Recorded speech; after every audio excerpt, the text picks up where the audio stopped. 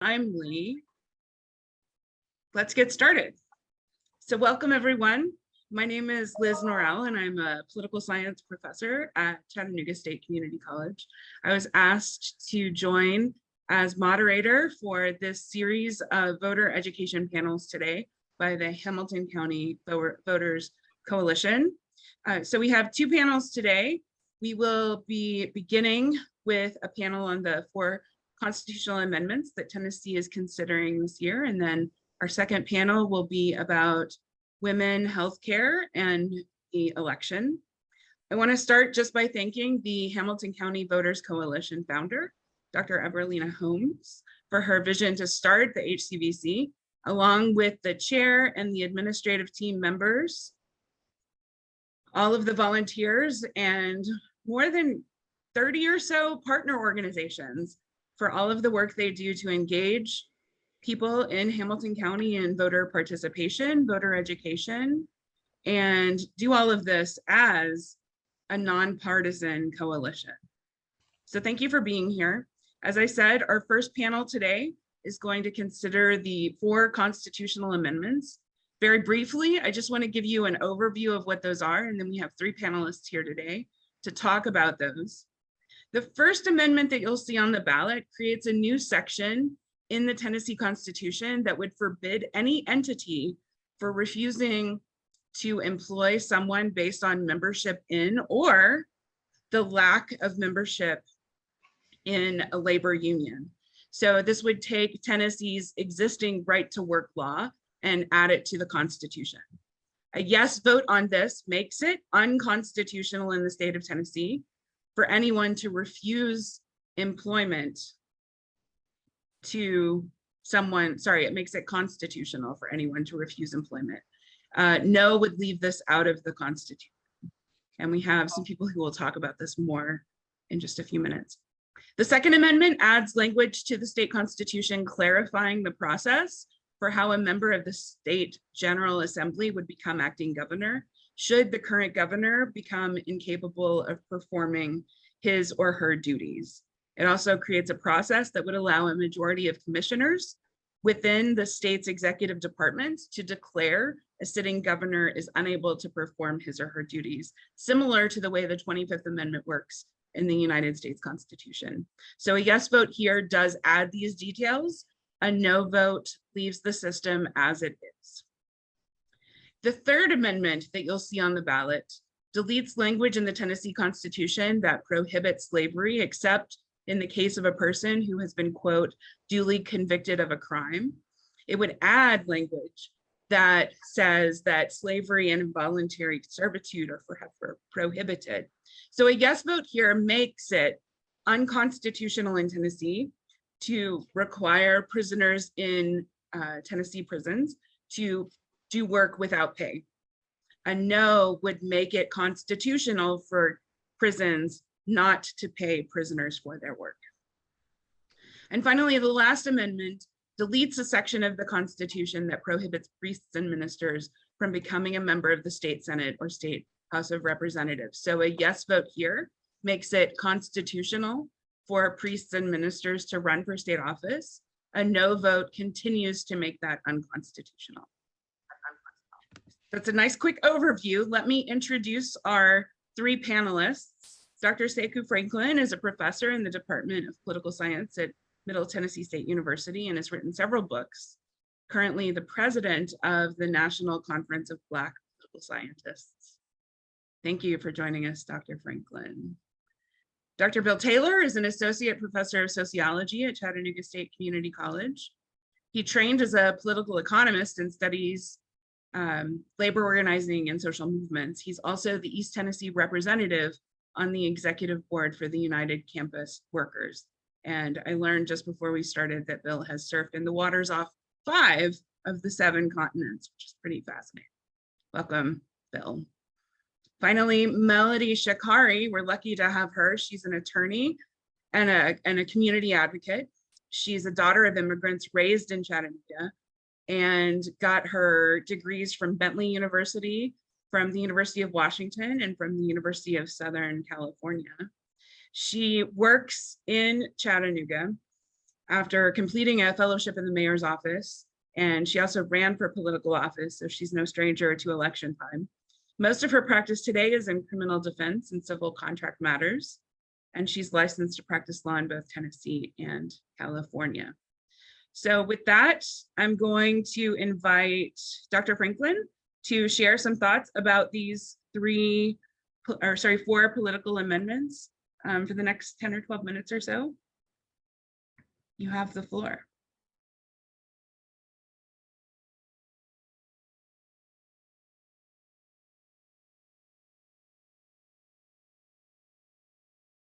Thank you. I appreciate that. Thanks for having me. I greatly appreciate it. And thanks to the work of the Hamilton County Voter Coalition. And I want to thank again Dr. Beshears, Joe Beshears, Dr. Liz Norell for inviting me. I see some friendly faces. I see Teresa Turner. I see Evelina Holmes. I know we met sometime somewhere ago. So many thanks for you. What I want to do is I want to just kind of give a summary of the constitutional amendments. And I'm going to maybe speak too fast intentionally just to make sure I don't go over time. And I'm going to spend more time on amendments number 1, amendment number 3, and then just give you a bit of maybe some signposts in case you want to have any discussion afterwards about any of these constitutional amendments. But again, thank you for inviting me. And I should clarify, my term for the National Conference of Black Political Scientists ended last year. I probably should update that in any you may see online. So I'm no longer the president. I'll just use this as a signpost that there is a constitutional amendment process. I won't go into how this works because I don't have that much time, but maybe in the aftermath, after these presentations, we can have a discussion of how this works and what it takes to qualify for passage of a constitutional amendment. As you well know, as Dr. Norell stated, we have 4 constitutional amendments. I'll talk about more extensively those amendments that are highlighted, amendments number 1 and number 3. We also have amendment number 2 and number 4, but I'm going to kind of work backwards. I'm going to talk about amendment number 2 and number 4 first, and I'll talk about amendment number 3. Then I'll talk about amendment number 1 because that's where I'm going to spend most of my time on. And I'm particularly going to look at this also through the lens of race, at least amendment number 1. That makes any sense to folks. So we have 4 constitutional amendments on the ballot. Amendments are voted on only during gubernatorial elections. We'll start with amendment number 2, as Dr. Norell stated.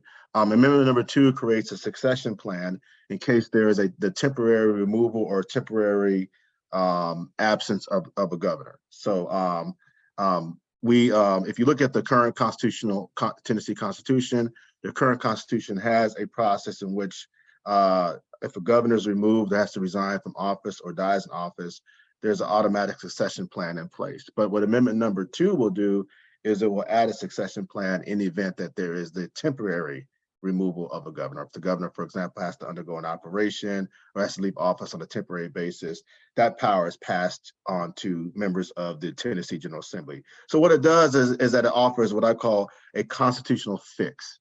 It fixes something in the Constitution that, quite frankly, should have been fixed years ago. And as Dr. Norell stated, what it does, it updates, or at least it gives a state version of the 25th Amendment. The 25th Amendment is a constitutional provision in the U.S. Constitution that was ratified in 1967. So what Amendment number 2 does, Amendment number 2 is kind of the parallel to the 25th Amendment, but Amendment number 2 applies to the Tennessee Constitution. So it offers a temporary kind of a plan in case there's a temporary succession of a governor. Those of us who work with the NAACP, I work with the NAACP, we're urging people to vote yes on amendment number 2. There are some people who raise concerns about giving too much power to the legislature, but I don't think it's necessarily a problem. I just think it offers a constitutional fix that should have been there some time ago. Amendment number 4 deals with a provision in the Tennessee Constitution that technically bans ministers of gospel from serving in the Tennessee General Assembly. What amendment number 4 would do is it would delete this language in the Tennessee Constitution so ministers of gospel can serve. Now, ministers of gospel are already serving in the Tennessee legislature. We have Harold Love who represents North Nashville, who's a pastor at a church here in Nashville. We have Pastor Johnny Shaw, who represents rural West Tennessee. So ministers are already serving in the Tennessee Constitution. So this language would just pretty much update the Tennessee Constitution.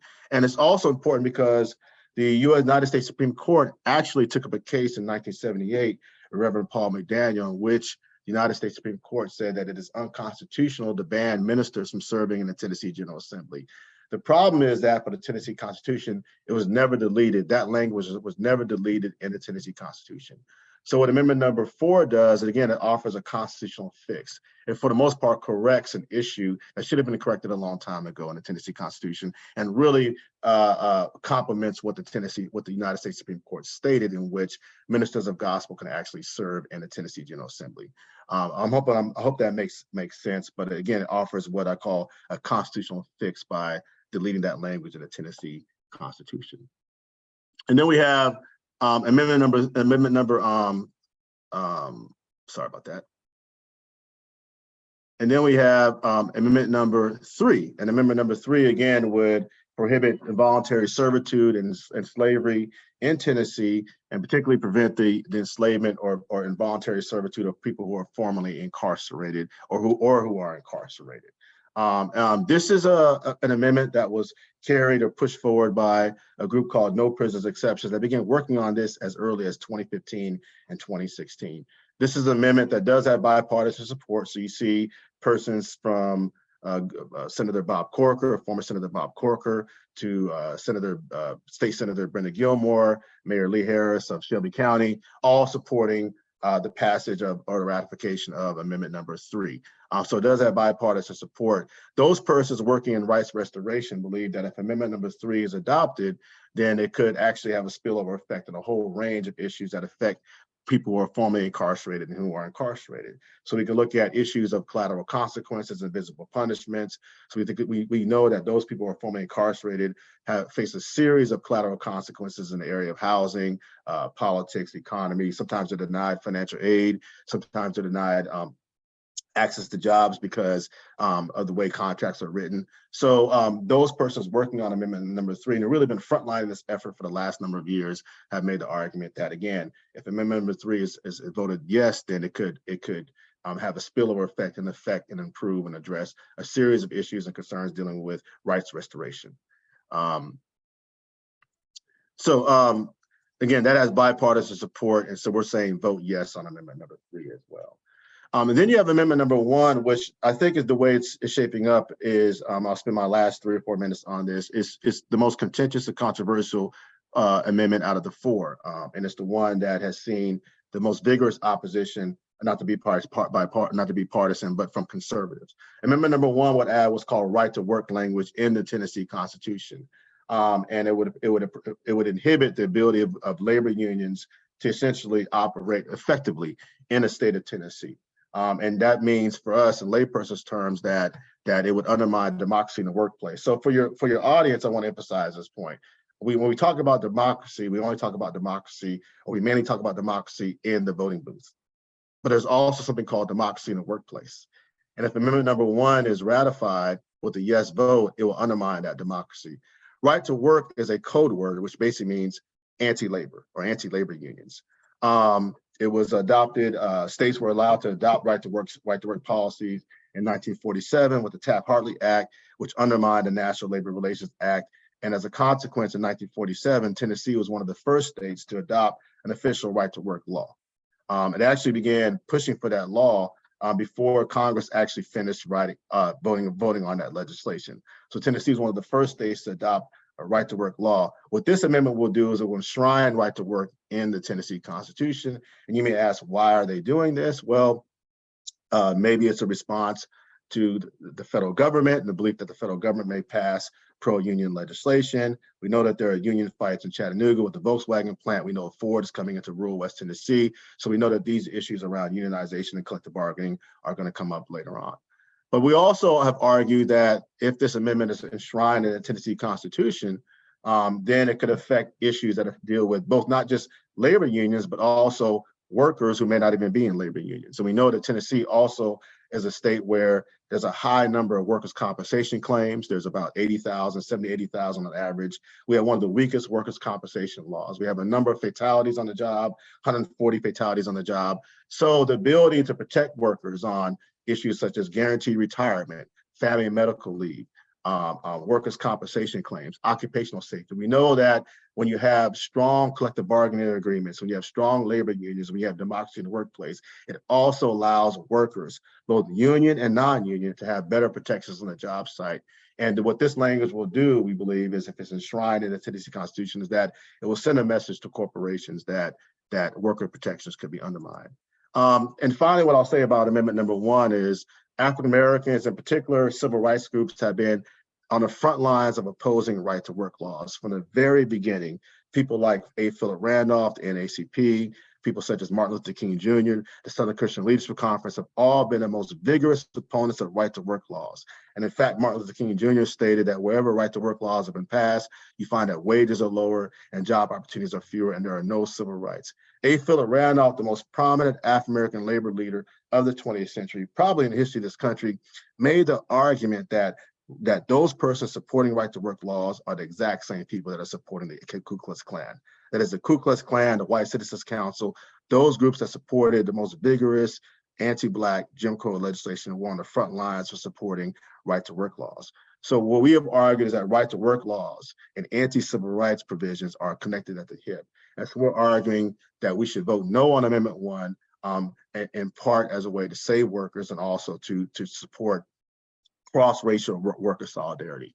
So what we're arguing, and I work with the NAACP and other groups, are arguing to vote no on Amendment number 1, vote yes on Amendment number 2, vote yes on Amendment number 3, vote yes on Amendment number 4. And if you have any more interest in this discussion, particularly around Amendment 1, we do have a press conference in rural West Tennessee. The information is on your screen.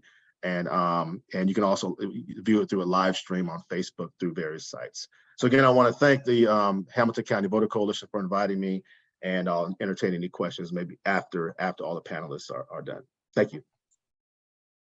Thank you so much. That was a lot of information quickly, but you presented it very well. Thank you. Thank you.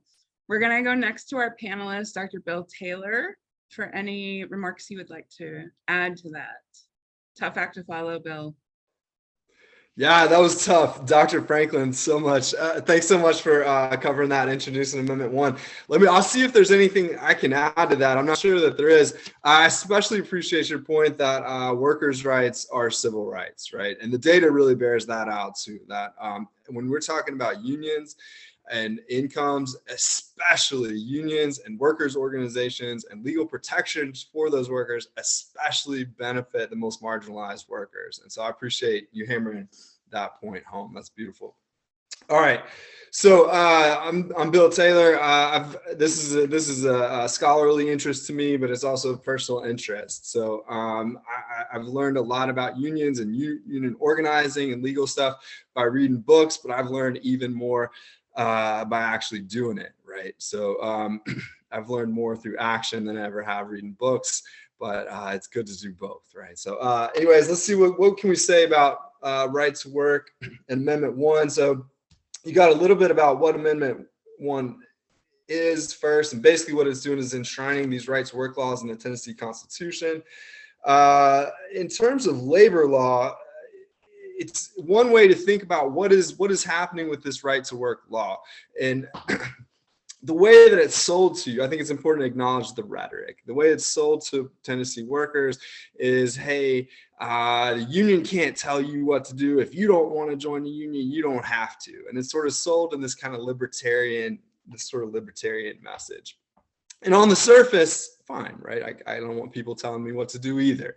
But we got to take it in context. These rights are complicated and they only matter in context. So in terms of labor law, another way of thinking about it is actually the government stepping in to limit the scope of negotiations between two private entities. It's the government stepping in to sort of limit what you and your coworkers can ask for from your employer. It's the government stepping in on the side of your employer to limit what you can ask for with your coworkers. It's saying that's off the table. You cannot ask for that. The government will step in and enforce the protections of your employer. And it's rooted, I think, as Dr. Franklin mentioned, in the 1947 Taft-Hartley Act, which was a reaction to a wave of strikes in 1947. And it was an intentional effort to weaken the power of unions in the United States and the power of workers in the United States. And it was an attempt to water down the 1935 National Labor Relations Act.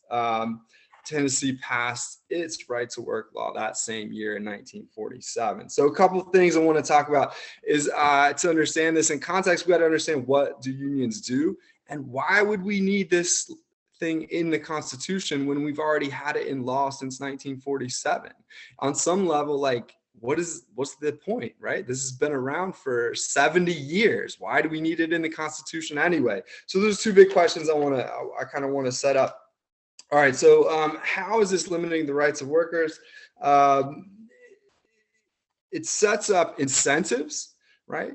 These rights to work laws set up incentives and legal protections for freeloaders, right? And what I mean by freeloaders is you and your coworkers have worked really hard to fight the union busters, the employer who's brought in all the big guns to try to convince you that you don't need to organize to push for your rights together, that you just trust us and we'll pay you a good wage. And it sets up legal protections and incentives for people to come join the company and not pay their fair share. Because what it does also, the union, if you've worked hard with your coworkers to form a union, to get organized, to win a union vote, to be legally recognized, which is your federal right to form a union, right?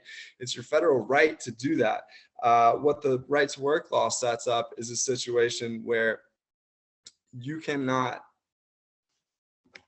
ask your coworkers to help pay for the expenses of running this organization. You cannot ask them to help pay for the bargaining and organizing it takes to get better wages, to get more healthcare, to get better protections at work. It allows an employee to avoid the dues and memberships, and yet the union is legally required to represent that freeloader, right? So the individual doesn't have to pay for the organization that is required to represent them, right? So it sets up an inequality there. Let's see. All right, and it's important to remember, why do we need this law anyway? In Tennessee, only 5.2% of workers are organized in unions in the first place. So why the amendment? We got to talk about what unions do. So what do unions do? Just to be real brief, they win. Unions win. What do they win? They win higher wages, they win better healthcare, less workers die on the job.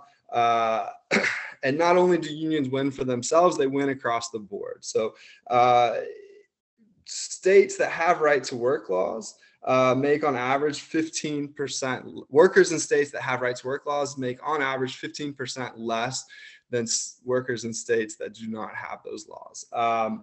So the median income in the United States is $54,000 a year. The median income in Tennessee is just $37,000. That despite a living wage, according to the MIT Economic Policy Institute, says that a living wage in Tennessee, for reference, for a two-person household, one parent, one child, would be $60,000. So typical Tennesseans are working for $23,000 less than what's considered a living wage. Let's see, what else? Unionized workers are more likely to have better health care. Union workers earn 10% more than their peers.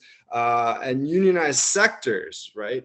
Even for non-unionized workers who work in sectors that have unions make a lot more money than workers working in non-unionized sectors. Minimum wage, Tennessee tops the list in minimum wage workers in the United States. We're right up there with Kentucky and Mississippi, again, two other right to work states. We have nearly 4 times the national average workers working for a minimum wage. And remember that minimum wage is $7.25. When was the last time it went up? Y'all help me out. 2007, I think. And so, of course, every year that it's not going up, it's actually decreasing, right? A lot of workers think that they got a raise in the last year. They didn't, not in real terms, not in real economic terms. If you got a 3% raise and inflation went up 8%, guess what? You took a 4% hit and your employer kept that difference, right? All right. So also something to keep in mind is unions are extremely popular and getting more popular than ever as workers' wages stagnate over the last 40 years. As we see inflation eating up all the supposed raises we're getting, as rents going up,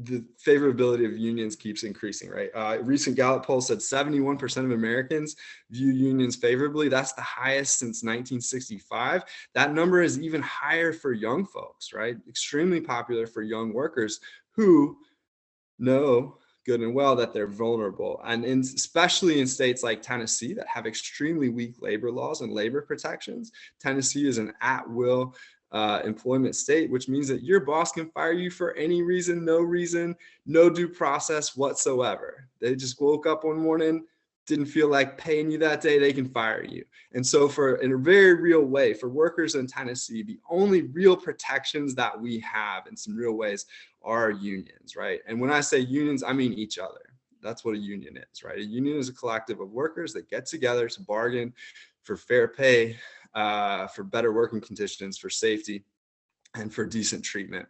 They bargain, they organize with their coworkers and negotiate with their bosses. And what right to work laws do is step in, it's the government stepping in on the side of the employers to protect the employer's interests and not your interests, right? That's the basic level what it's doing. All right, so how much time do I have? I have 1 minute to wrap it up, 2 minutes? Yeah, you got a couple of minutes, Bill. All right, cool. All right. So why do we need this? It's been on the books since 1947. Only 5% of Tennesseans are organized in the first place. Tennessee workers are already getting stomped on, right? I mean, and that's the point. So why do we need rights to work laws? A lot of people would point to the fact that, and it is a fact, they point to the fact that right to work states see higher economic growth, right? They do. It's a fact. They see higher economic growth, but economic growth for who? That's the key. For who? All those gains are going to the top. So economic growth doesn't necessarily trickle down, right?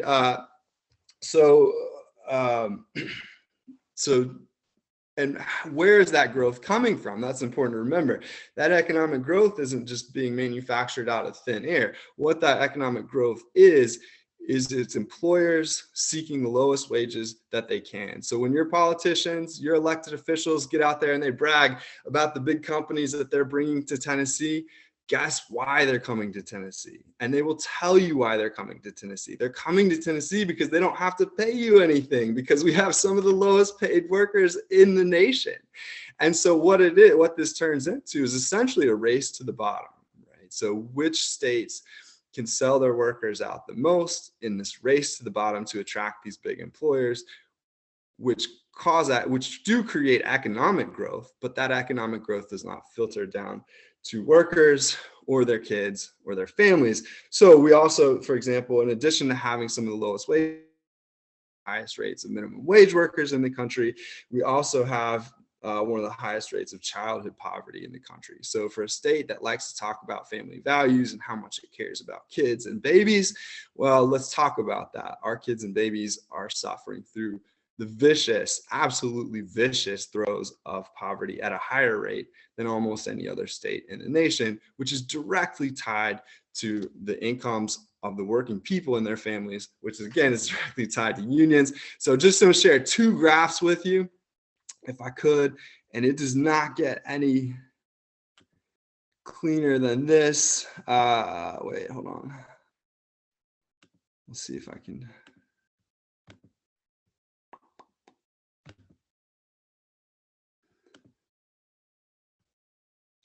You think I've done this before? Hold on. Okay, can y'all see this? Yes.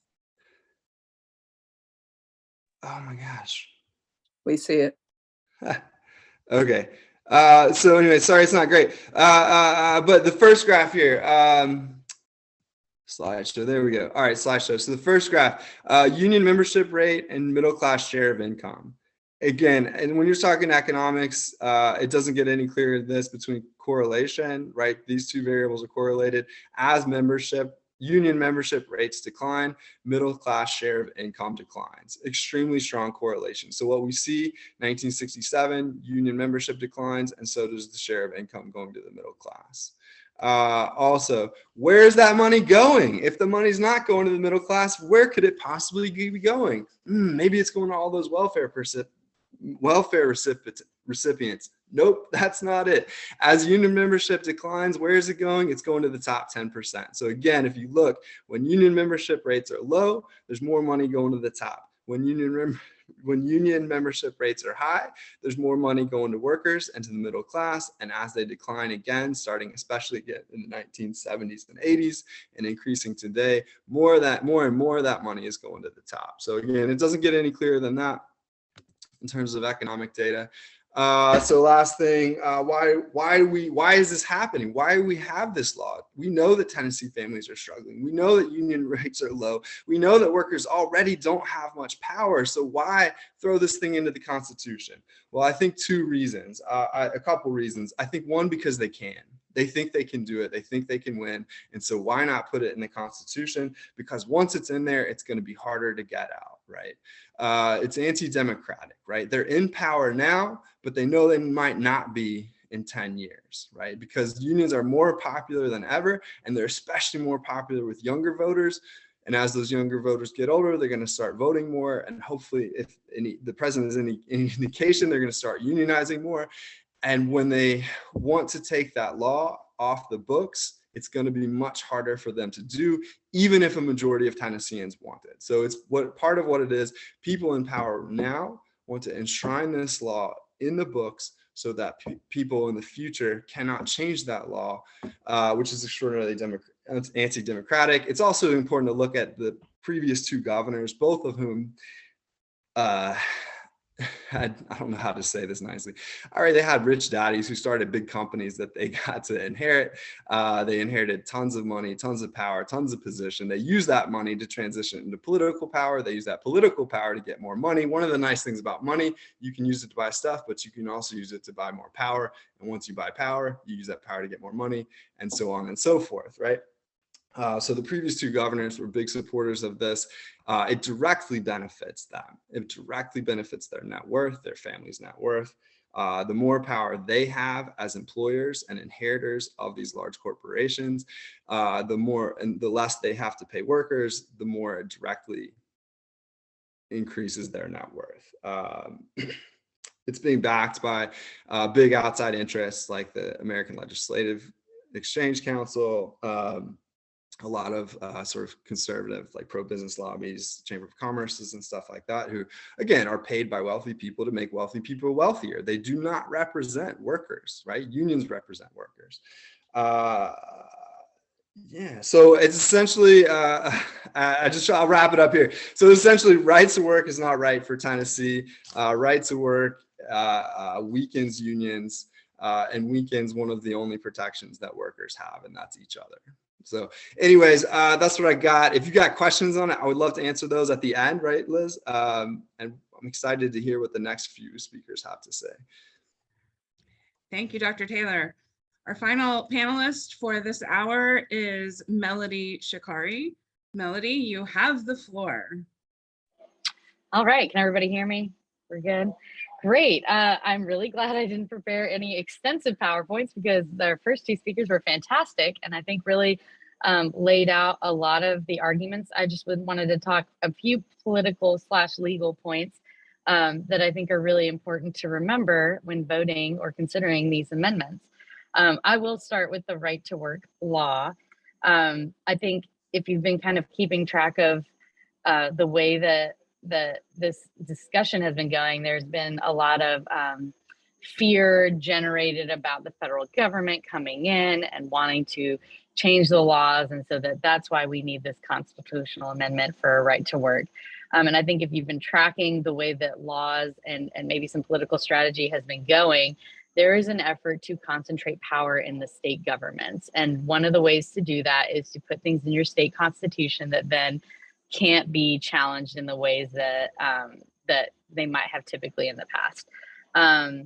So it really feels more like a fabricated narrative because I don't think there's been any talk about the federal government coming in and doing anything in particular. But I do think their unions are controversial everywhere. It doesn't matter if you're a blue or a red state. So when you saw Amazon getting unionized in New York, that was groundbreaking work. When you see Starbucks getting unionized in places like Washington and New York, that is shaking some of these businesses to their core. And it really, on the worker side, I think we all consider it as a way for folks to coordinate and to protect their rights, especially when you think about COVID and when things really go out of line, and it's even easier just to have businesses coordinate with unions in order to make things function the way that I think they need to. You just see a lot of pushback on that. And, you know, one thing that I thought was interesting overall as a package is you have this right to work amendment. That's the first one. And then you have 3 other amendments that are typically kind of housekeeping or legally aligning the Constitution with what should probably already be in place. And so I think there is an effort to put these into a package because it is much easier to vote yes on everything or no on everything. And even as an attorney and having talked to some folks out there, it is incredibly confusing language. I have been to the ballot before and read language on the day of and walked out of there and texted a lawyer friend being like, I don't know if I voted the right way or not. Like I had a position on this issue, but I couldn't tell because the legalese was so onerous and it is designed to be confusing that it can be very difficult when you're there to try to figure it out. I think that's partially intentional. You would think these documents designed by people would be easy to read for people, but they're not. And so I think if you look at the overall package and you look at who's spending money and what they're spending it on, it gives you kind of an idea. Also, our constitutional amendment process, which I think there was a PowerPoint about it earlier, is designed to be a pretty tough process in the state of Tennessee. So in other states, you can put something on the ballot by getting 1 million people in your state to go out and get signatures and say that they want to have this on the ballot to determine either way. You cannot do that in the state of Tennessee. It goes through the state house and the state legislature. And so I think what we're seeing are pretty safe or extremely controversial, but pro a particular side because it goes through that kind of vetting process on the front end. So I won't keep going on about the right to work. I just think it is very interesting. I think it was stated before that we don't want to tell businesses what to do, except we do want to tell them whether or not they can ask their employees to be in part of unions. And like I said, I think I've heard some arguments about efficiency for that. If you have to deal with the union and the people that are outside of the union, that can be more difficult than everybody altogether. I also think it's a little ironic that federal law requires unions to negotiate on behalf of everybody, whether or not you are a member of the union.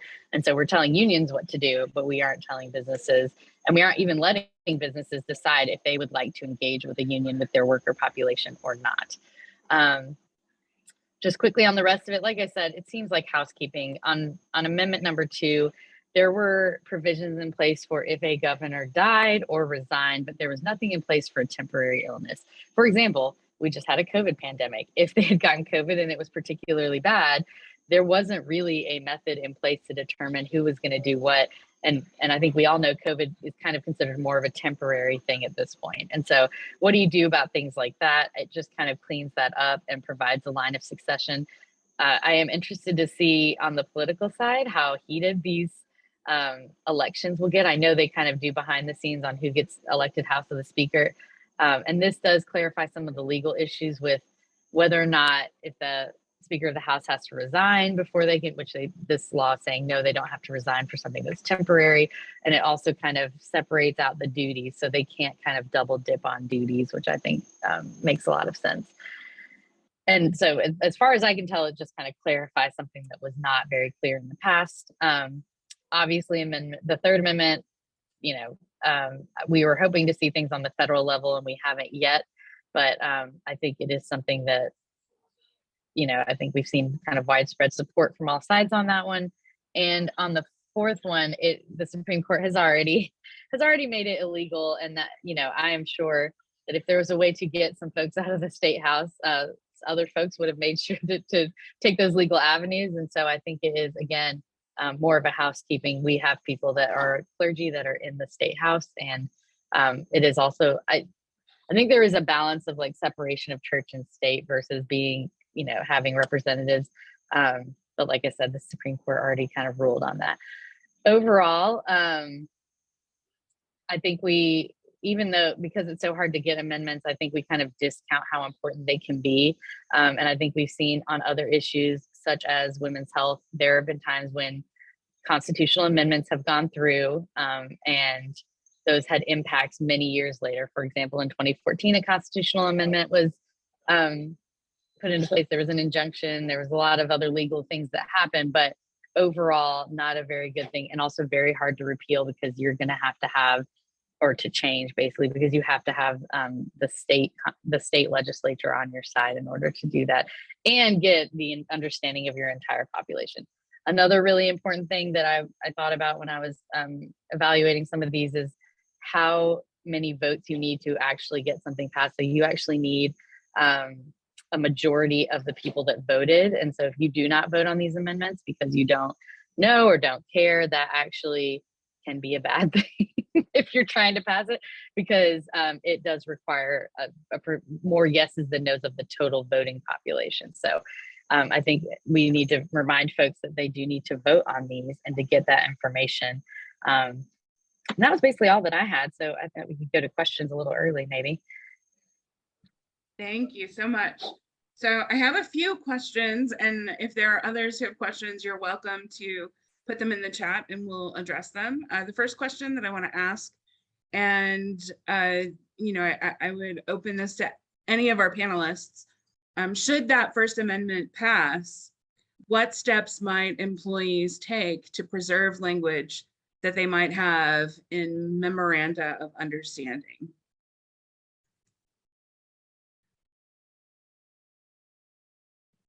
That sounds like a legal question. And here's the issue with something like that. You can contract to anything generally, but whether or not that's going to be enforceable is a whole different story. And my favorite example is out of California. They do not allow, what would we call them? It's slipping my brain right now, but non-competes.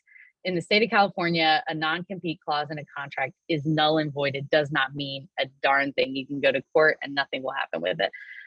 That's, you know, with a memorandum of understanding, once it's in the Constitution, it really doesn't matter what you try to if you try to enforce it later, they're just going to say it's not constitutional in the first place. So that is why these amendments are so important, because then you're kind of stuck. Thank you for that. So I just like, so a bit of a different take on that. In my experience in research and understanding the history, workers' power, people's power, we can never rest in the idea. In my perspective, and I know others may disagree, we can never rest in the idea that once a law has been passed, a formal procedure has been passed, a MOA has been signed off on, that then we are then free and our power is protected. To me, the power is always in action, always in solidarity. And so even in right to work states, I think workers can exercise as much power as they are willing to. And so even despite the lack of legal protections, I think the real power that workers have is the fact that they're the ones producing value. They're the ones that are driving the trucks. They're the ones that are packing the boxes. They're the ones that are cleaning the hotel rooms. And if they withhold their labor, then the employers don't make money. And in that sense, the employers depend on workers and not the other way around. And despite all the lack of legal protections, attacks on unions, they cannot touch the real power, and that real power lies in solidarity and collective action. So like, I mean, I don't know if that's not really like, it's kind of a sideways answer to your question, but. Thank you. I'm going to amend my answer. Oh, you go ahead first. No, go ahead, Mel. Go ahead. Well, I was just going to say that I do agree with you that even if it doesn't necessarily have like a legal weight or a legal way to defend it, it doesn't mean that it's not useful. It's not a show from the employer that there is some solidarity, you know, that they're willing to work together. So I agree with you in that. I think if you can get it in, that's fine. I just don't want anyone to rely on the legal weight of it if they tried to go to court. Some of the contracts right now in the state, at least the public sector contracts that I know of, are basically MOU contracts that operate almost like collective bargaining, at least for some of the public sector workers that I know of, municipal workers here in the city of Nashville. But they are to a large extent seen as, you know, ironclad contracts. The challenges with the amendment, I agree with Dr. Taylor, the challenges with the constitutional amendment is is that it offers a coercive pressure. So even where you have, I'll just take the public sector, which we may think is more protected than the private sector, that it offers a coercive pressure from the state, by the state, on in areas where even where you have strong unions, or even in areas where you have kind of organized power, so to speak. But the coercive pressure is not conceded by the unions, it's conceded by the kind of mediators. So so for me, I could see easily that if you have this right to work law that's enshrined in the Constitution, this provision, then Nashville city leaders will almost self-preempt.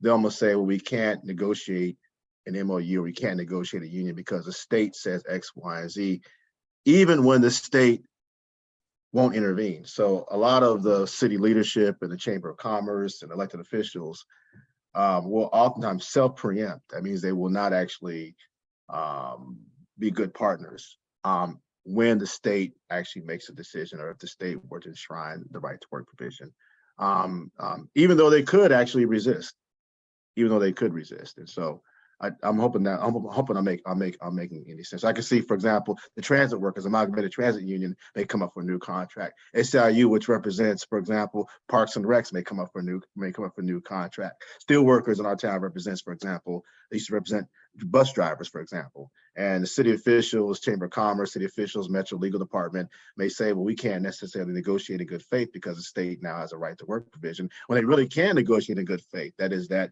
city leaders oftentimes will self-preempt whenever the state issues or initiates certain provisions. I want to make sure we address the question in the chat, which says, I've been told that if you don't vote for governor, your amendment vote doesn't count. Is that correct?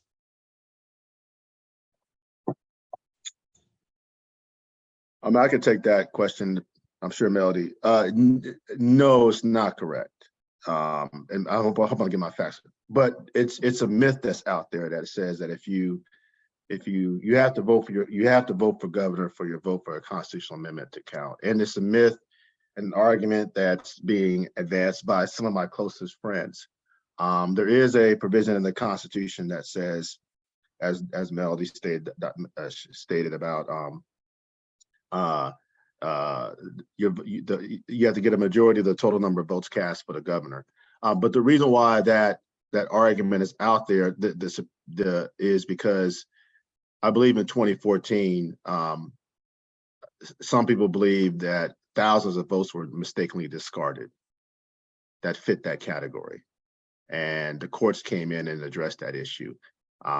So a lot of the civil rights groups are telling people to vote for both the governor and the constitutional amendments for your vote to count, and that you have to do that. But you don't really have to do that, but they're saying that in the event that there's more mistakes down the road that take place. Does that make sense to folks? Okay. Thank you. I hope I'm correct on that, right? I think Melody Shekari is more of an expert on that here. Is there a good reason why people aren't wanting to vote for governor, but are wanting to vote for the other ones?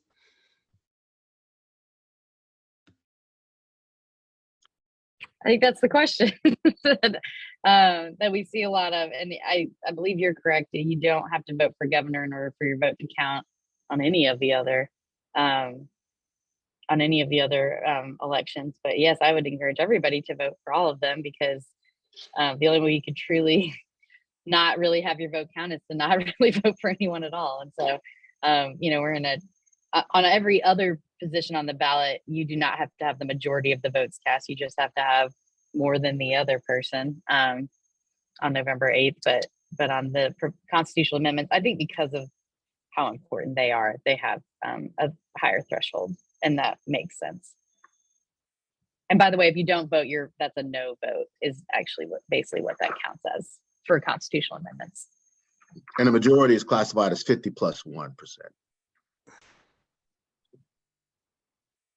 And Melody or Dr. Franklin, you may be able to speak to the technical. I'm not sure how the technical process works here, but my understanding is that it's much easier to get a constitutional amendment into the Constitution than it is to get one out. Is that correct?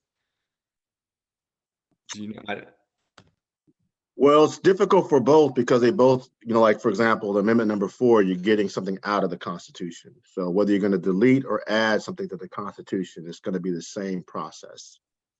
But if you do have the right to work provision in the Constitution that's enshrined there, it will take decades to do it, because typically to get something in the Constitution or to delete it from the Constitution, or at least to get something in the Constitution, at least, you have to go through a series of steps. You could do it the Constitutional Convention process, which we've had before, but this most recent wave of amendments that we're seeing, you have to go get a majority vote in the Tennessee General Assembly, and then you have to wait at least a period of 6 months when the next session comes into place, and when the next session comes in, I believe you need 2/3 vote in both chambers, and I could be wrong. And then it's voted, and it's only voted on during the gubernatorial election. So those are like 4 different steps you got to go through. Majority vote, the 6 month has to be published for 6 months. The next session, general session, comes in, which may entail new lawmakers. And then another 2/3 vote, and then the gubernatorial election. So it's extraordinarily difficult to remove it from the Constitution if those amendments are added to the Constitution. Yeah, and I think, if we want to put ourselves in a lawmaker's shoes, you are a part-time elected official that has to keep another job on the side, most likely, and travel to get to work every whatever many months that they have it, and you have a certain amount of political power and kind of points to use. Are you going to use it to clean up the Constitution, or are you going to use it to pass some legislation that you think is going to really impact people in a different kind of way? For example, like Amendment 4, I mean, they are serving in the legislature, and if it wasn't legally allowable, I'm sure somebody would have contested that. So, I mean, I applaud them for getting this done and getting it right. But yeah, I mean, I think it's hard to get attention and to get things going when we have our system set up the way it is.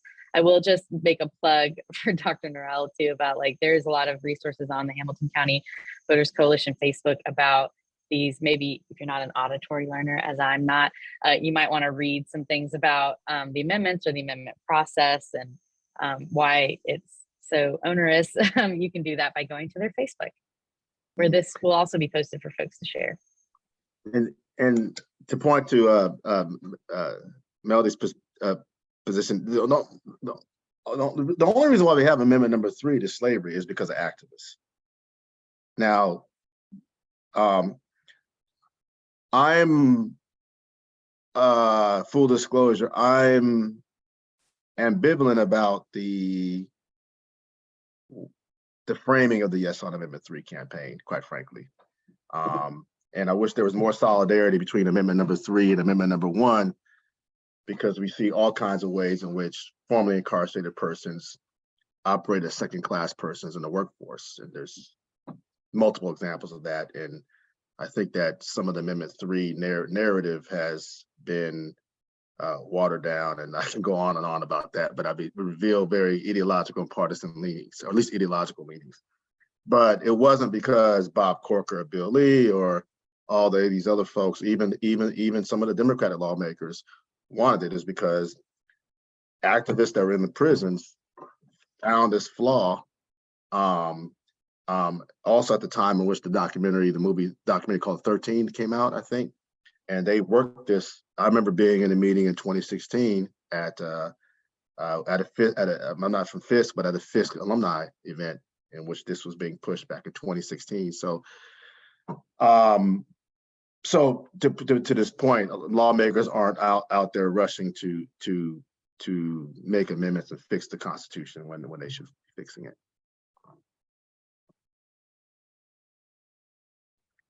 We just have a little bit of time left. And so I want to ask one more question and then we'll wrap up. And this question is, can you talk about whether there's a difference in the impact of Amendment 1 on public and private sector employees?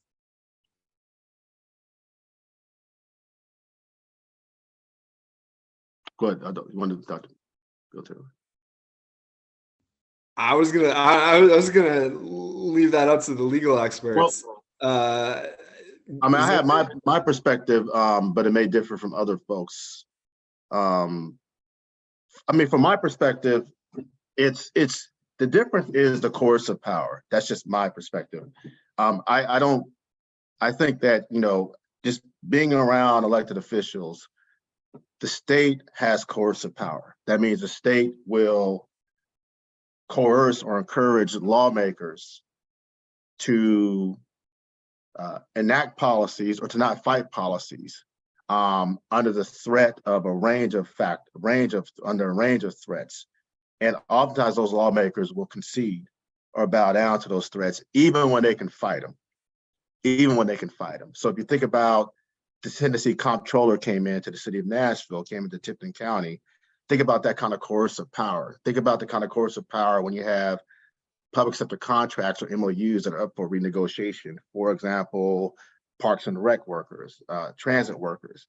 Think about issues such as debates around dedicated pension plans, dedicated healthcare plans that are for public sector workers in particularly these metro areas or these cities or counties like Hamilton County, where you have a growth population. And from my perspective, that lawmakers, when they see the state coming in, or when they see state, whether it be state laws or whether they see state constitutional provisions, lawmakers that are ambivalent towards supporting public sector workers and unions and supporting strong union contracts and MOUs will use the coercive powers of the state to essentially punish public sector workers, to punish unions, and to also inhibit or limit or downsize dedicated pensions, dedicated healthcare plans, to support municipal privatization, which is a big, huge issue, to support downsizing efforts. So for me, that's where I have a major concern. And I rarely see municipal officials in the state of Tennessee fighting against state preemption. They often will preempt themselves. They'll self-preempt. They'll say, we can't do something, we can't fight, we can't support this because the state won't let us, even when they can fight. So I see that as something that's going to come down the line if this Amendment 1 is supported. I think I generally agree with that. I am a little interested to see it play out. I think it could go kind of either way. Obviously, or at least here in Hamilton County, there's a lot more political power that's involved with municipal employees and kind of what happens to them. Obviously, though, there's also kind of more likelihood that that'll end up in court. And so I'm interested to see kind of how that plays out overall. But I don't know if I don't have a crystal ball right now that would impact them more or less at this point. Yeah, the big issue is to watch out for the state comptroller's office, because the move that the state comptroller made in Tipton County, he made that move on other counties too as well. He made a move in Nashville that potentially could have impacted workers, and that's where I worry about where some of these municipal officials will say that they have to not honor these contracts or have to go after these kind of dedicated dedicated benefits if they feel that kind of coercive pressure. So that's kind of where I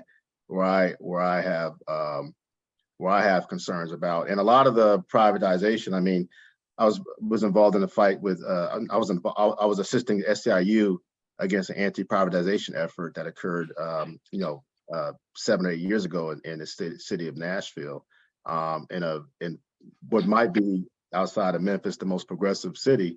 And the privatization of workers was retail. It was retail.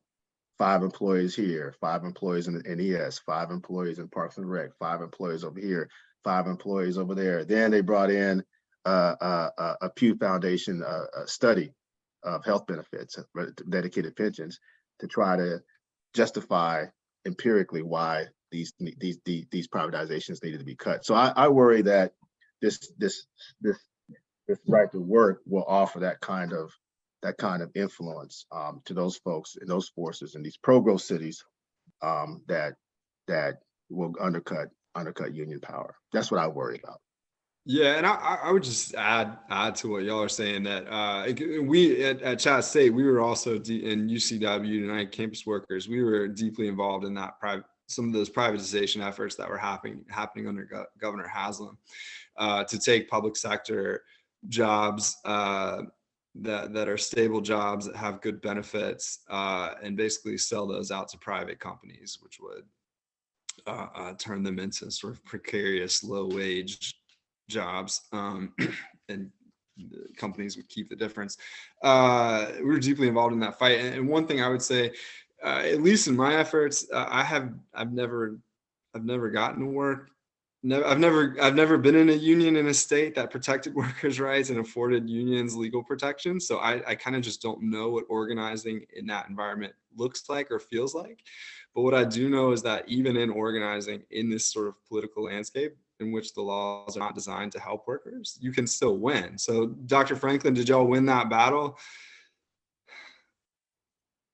The SIU president was at the time, who also represents Chattanooga. The SIU, the fear was that they were going to use this study by the Pew to legitimate an attack on dedicated healthcare and pensions, and it was going to be a wholesale attack versus a resale attack. So they didn't do that, but it came on the heel. It came after the city had already privatized the 700, had already laid off 700 janitors, all the school janitor, custodial staff, and then privatized any job that anybody was hired under a private contract. So it came after all of that.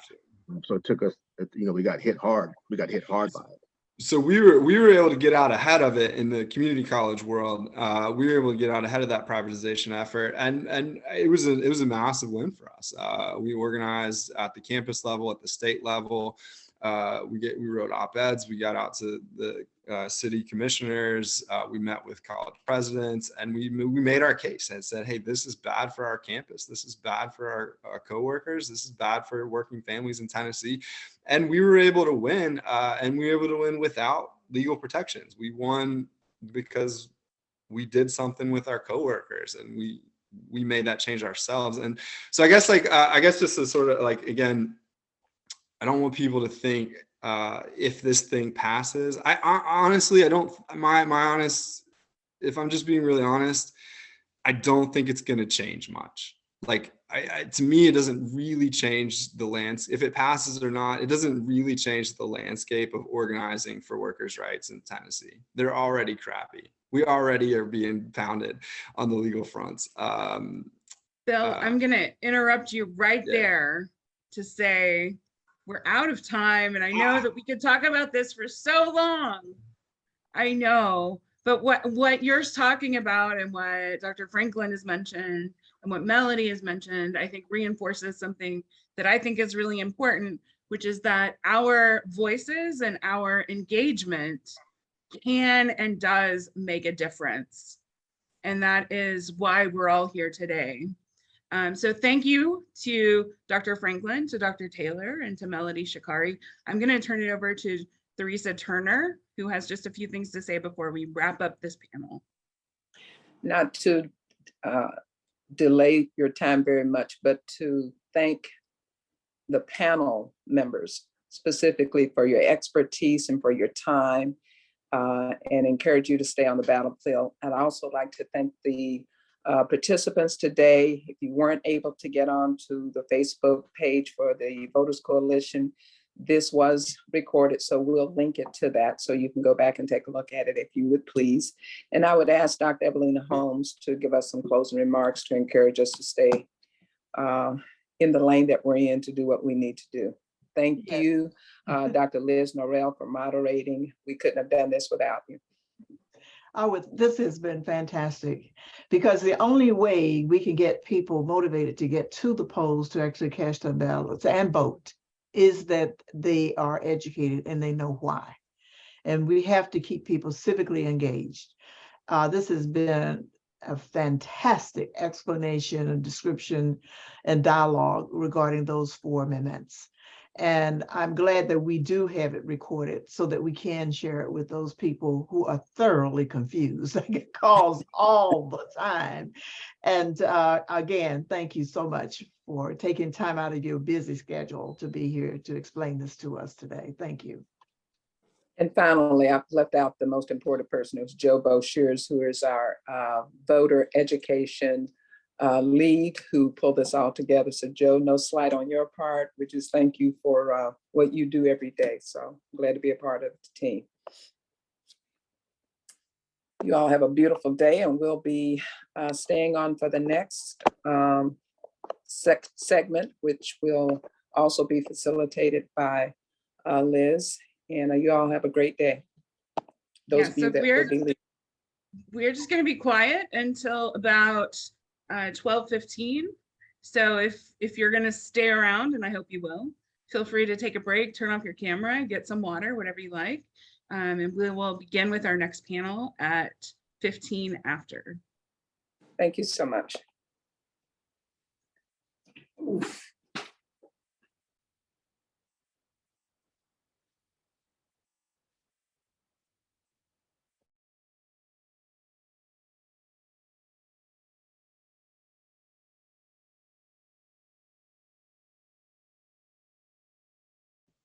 Liz, thanks so much for moderating.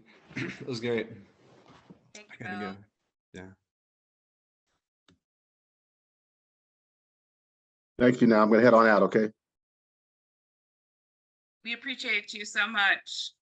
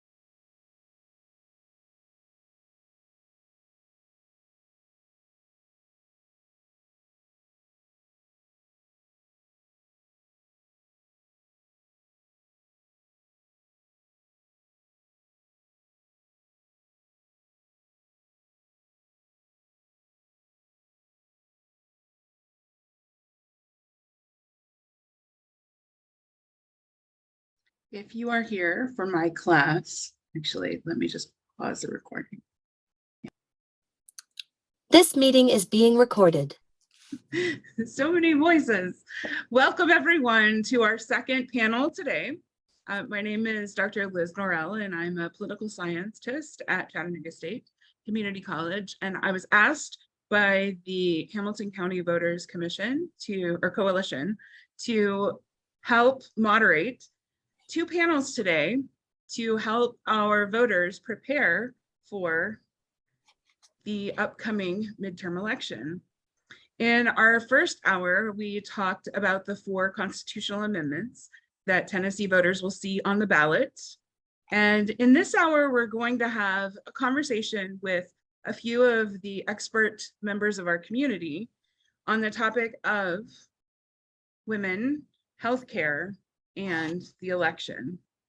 And so I'm going to fairly briefly introduce our panelists, and then we will let them each take their turns sharing what information they have to share with us as we prepare for this election. So our first panelist is Dr. Marcia Noe, who is the first vice president for membership at the League of Women Voters of Chattanooga. Dr. Noe, I found this information online, so I don't know if you're actually still the first vice president for that. You can correct me if I'm wrong. Can you hear me? Yes. I'm a first vice president for a program. I Perfect. switched jobs recently. Okay. And Dr. Noe also is a professor of English and the director of Women, Gender, and Sexuality Studies at the University of Tennessee at Chattanooga. She has a book coming out called 3 Midwestern Playwrights, and has also worked closely in getting students engaged with the democratic process, including hosting voter registration drives and other opportunities to be engaged. Dr. Yeah. Mary Lambert, who is not here yet, I don't think, but hopefully will be joining us soon, is a Chattanooga native who has served in a variety of roles, all interested in public health, and was recently named the Director of Community Health by Chattanooga Mayor Tim Kelly. She worked in the Center for Disease Control in the Food and Drug Administration in the White House. She was part of the COVID-19 response in Chattanooga, and so we're lucky to have her. And our third guest, our third panelist, is the Reverend Dr. Sheila Harris, who is a native of Chattanooga and attended public schools before getting a Bachelor of Social Welfare degree from East Tennessee State University, a Master in Healthcare Administration degree, and a Doctor of Theology degree. She was one of the first 3 Black females to serve as a school member of Chattanooga Public Schools, and she was also the first Black female to serve as a Hamilton County Commissioner. We're very lucky to have this distinguished panel. And Dr. Noe, I'm going to let you get us started. So you have the floor. All righty. I'd like to acknowledge first that this talk was developed with the assistance of UTC senior Megan Dolman, who is a double major in women, gender, and sexuality studies, and also in computer science. Multi-talented person. So in a recent issue of Vanity Fair, Gloria Steinem expressed her surprise that 50 years after Ms. Magazine was founded, we're still dealing with the same issues. I think this statement is especially true with respect to women's health care. We haven't made much progress on these issues and have in fact gone backwards on a couple of them. After reviewing a lot of the factual information currently available about women's health care in the United States, I've reached an unsurprising conclusion, and one that probably many of you have also reached. Many of these issues simply boil down to lack of access. Women who are most in need of health care in this country can't get it. The solution, support for candidates at all levels, but especially at the federal level, which I believe this is where we are going to have to have success, who commit to public support for women's health care in all forms, and are equally committed to guarantee quality health care to all women in the United States, regardless of race, class, sexual orientation. Okay. One of the most shocking statistics that I have come across is that out of all the developed nations, we are at the top of the list in terms of maternal mortality. It means, more mothers die in the United States than in any other developed country. Most of these problems would have been preventable. The situation is worse with respect to women of color. There is 3 times or more the risk for Black women and than white women in terms of maternal mortality, and it's also high for Native American women. Getting back to the issue of access, there are many disparities among women that impact access to women's health care.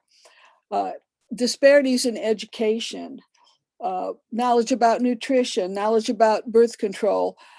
For example, in Tennessee, abstinence-only sexual education is legal. A lot of this abstinence-only sexual education, according to Catherine Colbert, who has a new book, which is interesting. It's called Controlling Women, What We Must Do Now to Save Reproductive Freedom. A lot of these abstinence-only programs contain misinformation, for example, about especially high rates of condom failure, which is not true. Life constraints. Women who are drug users have enormous healthcare problems. women who have problems with intimate partner violence, high rates of homicides, women in poverty, women facing eviction are more likely to have poor birth outcomes.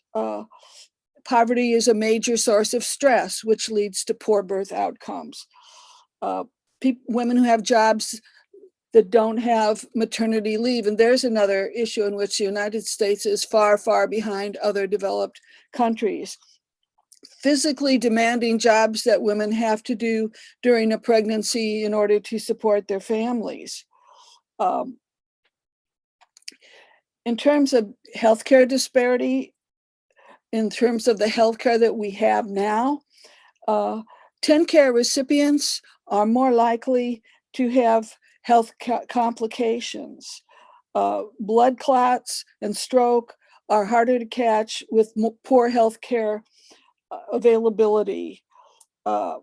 Rural areas lack doctors, sometimes nurses and nurse practitioners. There's a nationwide shortage of midwives. Really, I hope I'm not stealing other panelists' thunder here. This is pretty comprehensive. Medical misogyny and medical racism. Women of color not trusted or believed by doctors. A 2016 survey of white medical students showed that nearly half of them believed false information about biological differences between Black women and white women. A 2020 study found that Black babies are more likely to live if they're cared for by a Black physician. And then we have to get inevitably, I think, to the abortion ban. 89% of US counties do not have an abortion provider. Where abortion is illegal as it is in Tennessee, women would have to travel, which is expensive and time consuming, to a state where abortion is legal. This puts a disproportionate burden on poor women, women of color, teens, who may live in a state where they have to acquire parental permission for an abortion. In states where abortion is illegal, then you have, just because it's illegal doesn't mean it doesn't happen. You've got unsafe abortions being performed by individuals on themselves or by non-medical providers. In states where abortion is illegal, as it is in Tennessee, it's driving doctors out of the state. So what do we do? Okay, in an ideal world, we would decriminalize abortion. We would expand ways for people in marginalized groups to receive health care, not just abortion, but maternal care, the ability to obtain contraceptives, testing for sexually transmitted diseases. The whole gamut of healthcare needs to be available to everybody. I mentioned Colbert and Kay's book, Controlling Women, that I'm reading now. Not holding this up very well. Okay. Their theory is stop playing defense. Roe's gone. So let's do some proactive things. Is my time up? And No, you're okay. They advocate grounding abortion rights, reproductive freedom in human rights theory, rather than in the privacy right that Roe said was enshrined in the United States Constitution and that was struck down recently in the Dobbs decision. Get rid of the Hyde Amendment. It's a federal amendment that gets attached to legislation every year since 1976 that bans abortion funding for Medicaid recipients. These are just a few of the things that need to be done. The problem is immense. I'm going to yield the rest of my time to the next panelist. Thank you, Dr. Noe. Sure. Reverend Dr. Sheila, would you mind jumping in next, Sheila Harris?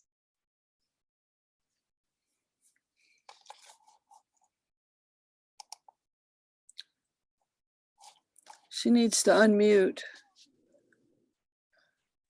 Sorry about that. Thank you. As I was looking at the information, and again, thank you for inviting me to be part of this panel. I think sometimes we have to look where we've been in order to understand where we're going. And so as we talk about voting and voting rights, and we're talking about women in this aspect, I went and researching, and the 19th Amendment ratified on April the 18th in 1920 gave women the right to vote. But you also have to look at the fact that it gave a specific segment of the population to vote. Black Americans, African Americans were not given that right to vote. And so throughout the years, it took years for African Americans, women and male alike, to be able to vote. And that came out of 1965, the Voting Rights of 1965. So as we look at where we've been with the voting, we must understand that we are now in 2022, and it is very important that we continue to vote, that we push our young women to understand and research that they have a history of voting, how to run for political office, how to be a voice in the community, and how to be forceful. We can no longer sit back and let it be status quo. We must be active. We must get our young women to vote, even forming a coalition to teach them how to run for a political office and how to be involved. And as we look at it from a healthcare standpoint, we need to understand that policies made by the government affect our healthcare. I was looking at Satcher Health Leadership Institute, and it states that the determinants of health create the social drives, including poor environmental conditions, inadequate transportation, unsafe neighborhoods, lack of health food options. We know if we look at Hamilton County and in the city of Chattanooga, that we have conditions that are poor, environments that are poor, where people are living in substandard housing. We have parts of the community where it is a food desert, where they do not have adequate food or have adequate access to food. And so that impacts your health care. If you're not eating right, then your health will suffer. We also need to look at the fact that there's a higher cost of health care at this period, health inequality. And as we look at that, we know that the cost of healthcare is skyrocketing. Even if a person is on Medicare or Medicaid, there's certain medication that they can afford. Basically, your diabetic medication is extremely high. I looked at a person's diabetic medication the other day, and for a 90-day supply, it was $600. The average person cannot afford $600 for medication. And because they are receiving Medicare, the company will not allow them to get their card in order to reduce the amount of the cost. As we look at continued political facts, we look at changing tax legislation. Taxes are extremely high, and you look at the fact that you have to pay taxes versus buying your food or buying your medication. So we have to look at changing that venue of how we are taxing each other. We need to have consumer protection and employment regulations. And it goes to the amendments that we are voting on, that we need to look at how we vote and what is taking place. As we continue to move on with the healthcare, inadequate transportation. We have a public transit system in Chattanooga, but for some reason it does not reach all of the areas where healthcare is. And so people are having to stay all day in order to go to their physician or to the health clinic because of the health transportation. We do have private industries that are doing it, but if your appointment is at 10 o'clock, you may not get picked up again till 4 o'clock. So that's the better part of your day. The transportation is poor. Again, it goes to the food options that we don't have and the environments that we live in. And so we have to look at all of this as we move forward. When we vote, we must look at who we're voting for, what they stand for, and how they will react in our communities. We are now dealing with the effects of Roe versus Wade, which is a big issue concerning women's health. We look at the fact that you are no longer the owner of your own body. The government owns your body and tell you which way to go. Your body should be your body that was created for you by God. And so God and you are the owner of your body, not the political arena that wants to set forth the guidelines for you to do. So we need to vote for those that will stand for what we need and how we need it as we move forward in this venue.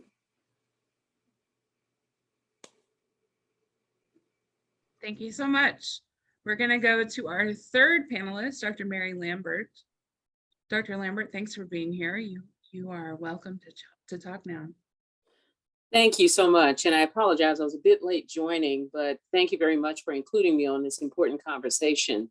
With respect to our Hamilton County voters and their need to be informed themselves on their health needs, the health issues that are facing us today, there's also a huge need for them to really understand the positions of the individuals that they're voting for on the different health issues. The office that I work for in the Office of the Mayor is laser focused on closing the public health gaps. I think many of us are not aware of how underprepared we are for meeting just basic health needs, especially in some of our communities where we have had long-standing health disparities in place. Those health disparities were the underlying reason for the very, very negative consequences, more so than other populations that were experienced during the pandemic. And, save us having another pandemic again, we're going to see the same thing because we've got the same longstanding health disparities, cardiovascular, diabetes, all of those. I appreciate the words of Reverend Dr. Sharon Alexander, so on point as far as what we need to be concerned with looking at in this community, not only the accessibility of healthcare resources, but the understanding of our citizenry as well as of the individuals who are running for office, that they are also informed about the needs, those pockets of those health disparities. One of the often quoted comments by the late Chris Ramsey Sr. was regarding the health status of two almost adjacent geographic areas in the city of Chattanooga, Lookout Mountain, Tennessee, and Alton Park. And that has to do with the kinds of decisions that have been made by elected officials over the years. So for them to be well aware and for us as voters to understand their positions and their understanding of the healthcare issues, the needs for healthcare resources, accessibility, the needs for taking a look at and changing the diversity of our healthcare workforce. I was born and raised in Chattanooga. My primary professional education was at University of Tennessee, Chattanooga as a registered nurse. I did go on to Emory and then to Vanderbilt for my doctorate. But when I come back 27 years later, after serving on active duty, I don't notice an appreciable change in the mix and the diversity of healthcare providers in this city, whether they be nurses, physicians, or whoever in healthcare. That is a piece of the formula for improving the quality and the accessibility and the acceptability of healthcare. That requires some of the right right decisions, some of the right decisions by our elected officials, our program folks who are running programs, so that there's funding for the health programs, funding and resources and support for health provider education programs that support bringing in a diverse population as healthcare providers.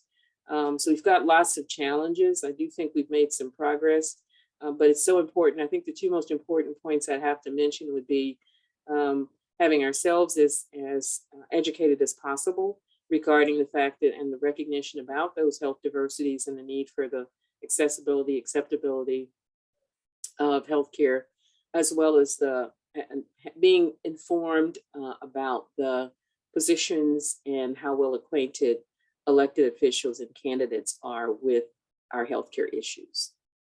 I'm not sure if I went over my time or under my time. You let me know if I need to keep talking. I think I see questions maybe coming in. Yeah, I appreciate you. Each of you was quite succinct, and I just want to kind of highlight that Dr. Noe touched on the breadth of issues that we might think of as being under the umbrella of women healthcare and elections and voting. Reverend Dr. Sheila Harris talked a lot about kind of the moral urgency of the moment. And Dr. Lambert, I appreciate that you're really focusing on the structures, the institutions, right? And the, you know, that makes sense given your perspective and your point of view that, you know, I think what's challenging is often that women start to feel overwhelmed, and men too, by the enormity of the challenges ahead of us, and how can I, as an individual, make an impact, and how do I even get started? In my own work with students, that's the question that they have is, you know, what can I do? So I'm wondering if each of you might in turn talk a little bit about the power of one and then the power of we as a group, and what this midterm election offers as an opportunity in that way.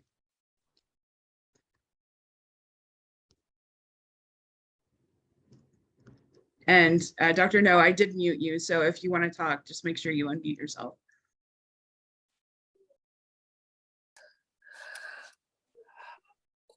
I think the power of one is very important, and it's often underestimated. And we can all get involved in this election and in future elections and work for candidates who support the kinds of women's healthcare needs that the three panelists have outlined. And the other one was the power of we. Is that right? Okay. And I think that's important too, that, you know, support organizations and get involved with organizations and, you know, community groups that are supportive of women's healthcare issues. And that's a broad, as you pointed out, a very broad spectrum. There's lots of room for involvement there. So, you know, zero in on certain things like not approving getting rid of the Hyde Amendment. That would be huge if we could get rid of the Hyde Amendment. All kinds of women who currently don't have access to abortion funding through Medicaid would be able to do that. And just briefly, will you explain, or would you like me to, what the Hyde Amendment is? Well, in 1976, Henry Hyde, who had his own problems, and was pretty hypocritical in passing this amendment, attached a rider to legislation that would prevent women on Medicaid from using their Medicaid to pay for their abortions. Would you like to expatiate on that?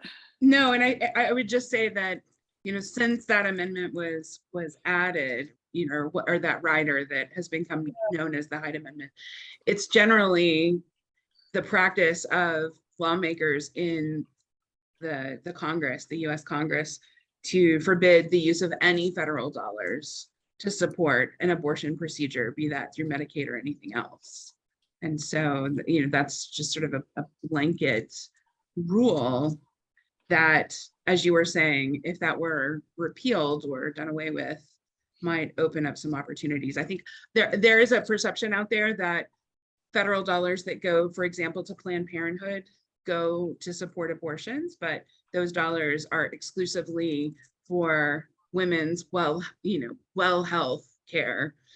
So, routine procedures, healthcare, not abortion specifically. Anyway, please continue. Well, I'm done. It's the next panelist. Yes, Reverend Dr. Sheila Harris, you want to take this one? I think that when you talk about the power of one, can be a voice of reasoning.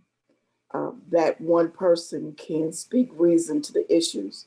That one person can encourage others to be involved. And when they talk about the power of we, when you come together as a group, you come together on one accord with the same agenda, pushing the same issue. And when we come together, it is better served and more beneficial to what the issue might be and how we can engage others to become part of we, so that lone one person can be the one that will bring it all together.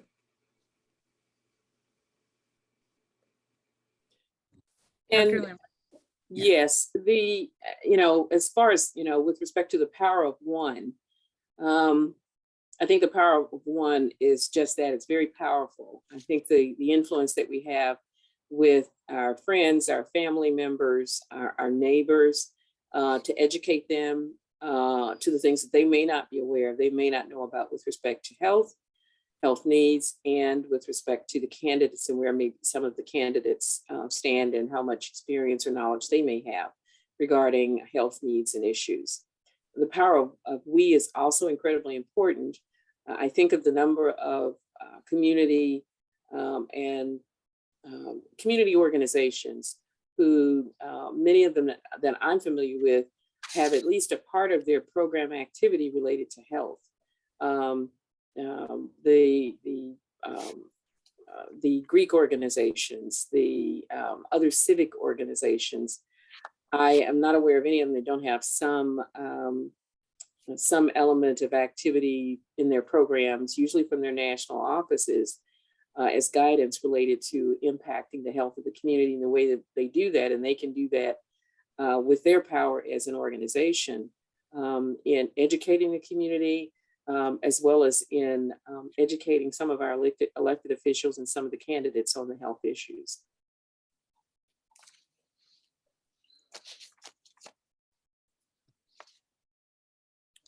Thank you all.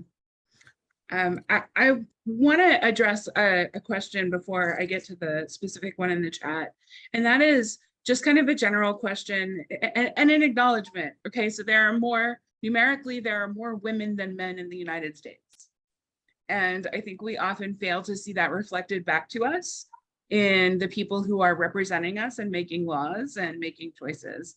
And so, when I think about the power of one, I think about the fact that we outnumber the men, and that's an opportunity. But in our own lives, how might we find and use our agency over ourselves and our bodies in our family setting, in work settings, and in the public policy arenas? What might that look like? And whoever would like to speak to that, please do.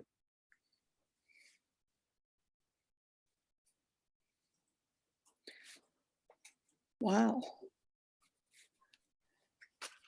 Doesn't look like anybody wants to speak to that. Would any of our audience, people who are listening in and putting questions in the chat like to speak to that, I wonder? As it relates to our families, this is Theresa Turner with the Voters Coalition. How do we talk to our children about having agency over their bodies? How do we help families have those conversations, and how do we help children support them when they come to school, when they engage in activities after school, where they're having experiences that may be inappropriate, to protect themselves when our girls and boys go off to college or participate in sports activities? I think with me coming from religious background as a pastor. What we tend to do is that we work with the children as far as a mentoring in the church. We talk to them about their bodies. We talk to them about what they can do to protect themselves. We instruct them on how to react and not react in certain situations. We work with them on how to be a viable person in the community, how to stand for what they believe and how they believe, how to do it appropriately and not so radical, but to be heard in their voice, to be heard that what they're saying is just as important as what anybody else have to say. And so we teach them that you must be strong in what you believe. You must be strong as you work towards the community and what will happen in the community. And if they have a desire to be in politics or move forward, then we are there as a support base to instruct and help and nurture them in the way that they would like to do and what they would like to see. And so we let them be their own individual. And some are very outspoken and know what they want. And so you have to be there to be supportive.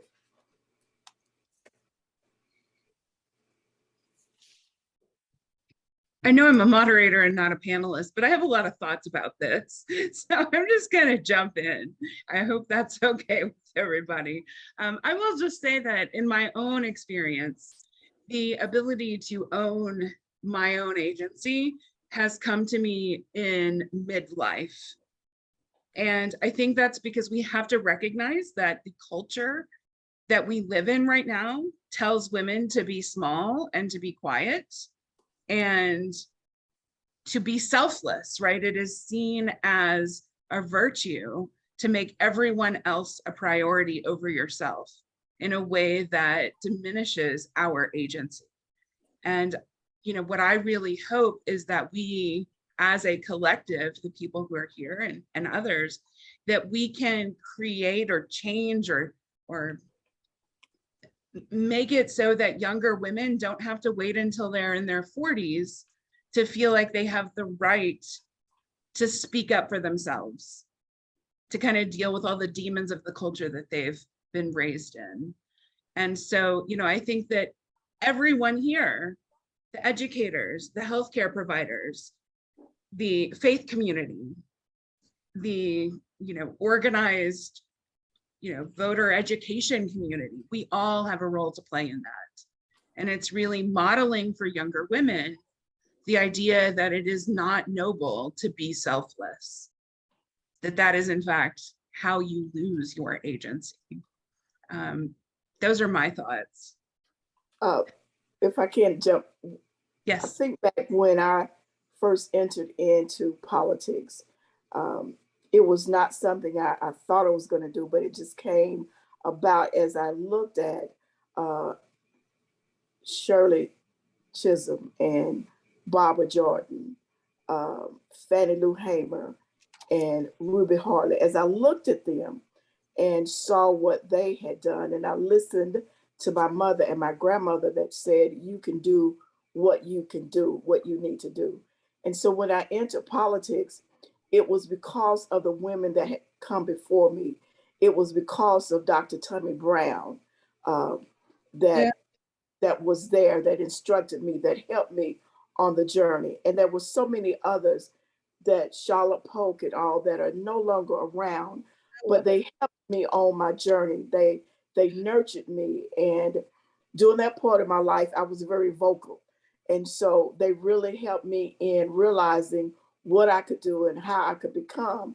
And so that's my desire, is that we as women need to begin to nurture others and help them reach their desire, whether it's a young woman or a young man. We need to help them reach their potential. And I'll have to, you know, just dovetail Reverend Dr. Sheila Harris's comments. And I apologize, earlier I referred to you as Alexander. I apologize for that. I think I had the wrong name in there. A lot going on in the office today. But yes, I think to play a role in how we can encourage and embolden women to have that agency. I will have to add, and if I may, I'd like to add another name to the illustrious figures that you mentioned. Joanne Favors, former state representative and the first African-American Hamilton County commissioner.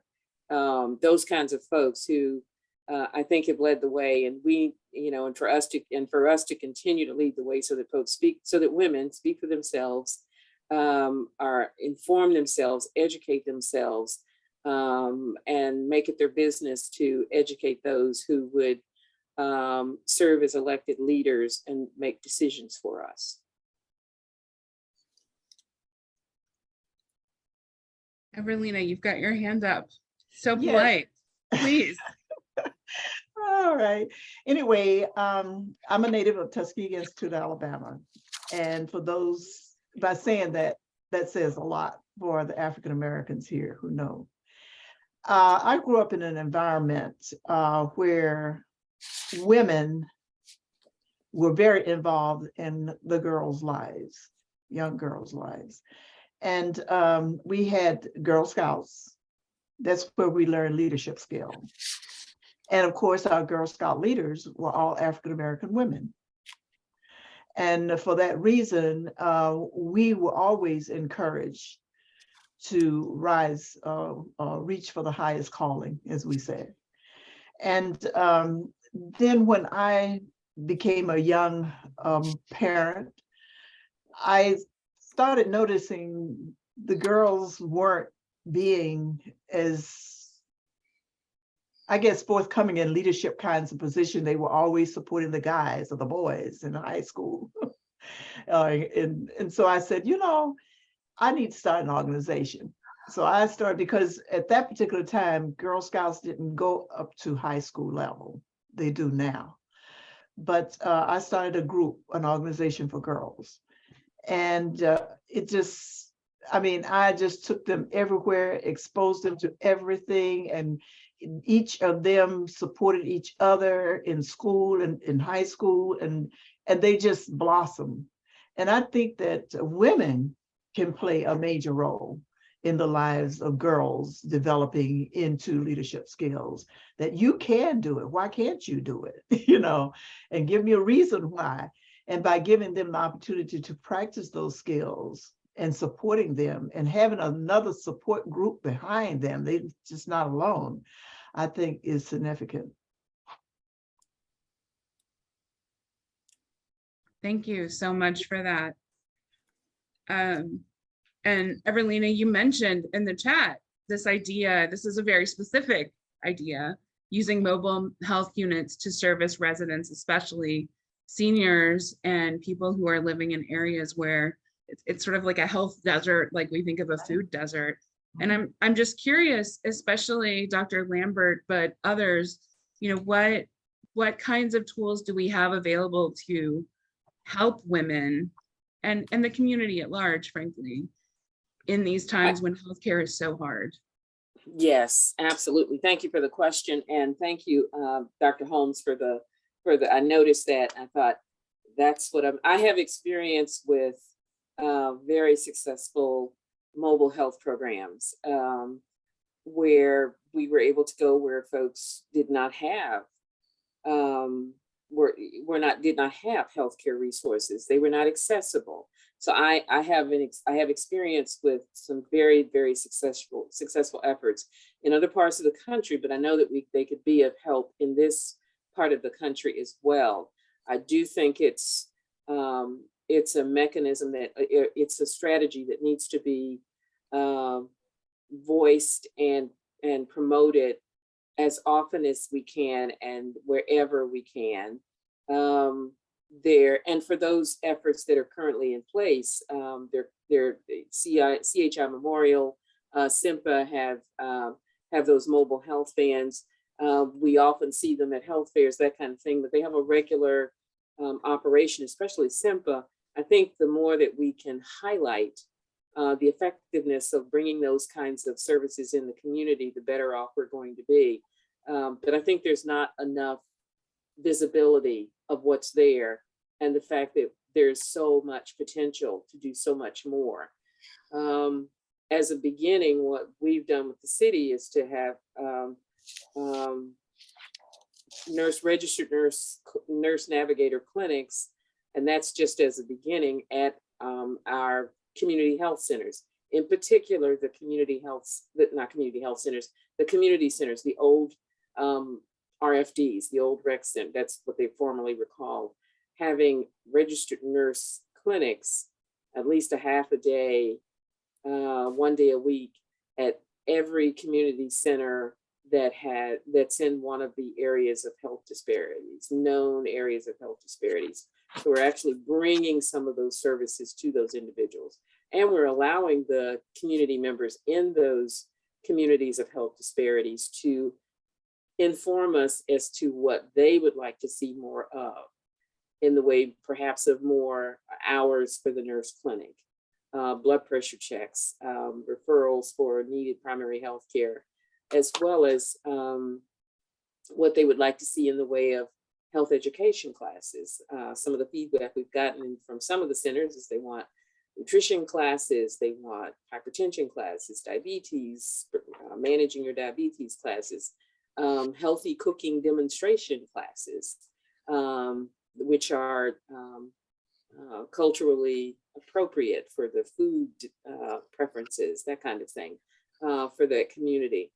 So as a start, we know that we've got community centers in those areas. So why not have some services, begin to build services in those community centers? Also including mental health services, some mental health counseling services. Those will be coming online as well. So I think we start with that, but we've got to highlight what's already going on in the community, make sure that those who are making policy, know what's there and what the potential is. But I think that was fine. I caught that comment from Dr. Holmes, caught my eye, and I went, yes. So I couldn't agree more.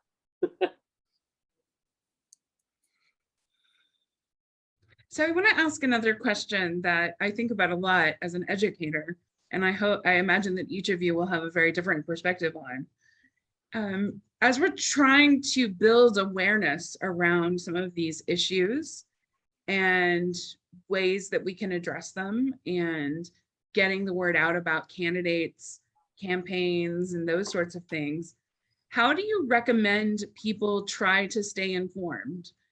We have the Times Free Press in Chattanooga, and it's hanging on, but the ability to get reliable, nonpartisan, fact-based information has never been harder. And I'm just curious what advice you would give to people who feel like they want to know more and don't know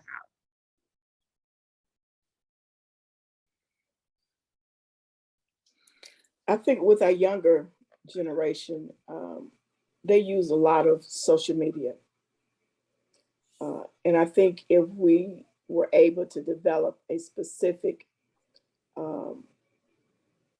page on Facebook or Twitter or whatever they use a lot, then we will be able to capture that whole area that's not getting. And then for the senior generation that does not use a lot of social media, we may have to look at doing some pamphlets or some information to get out.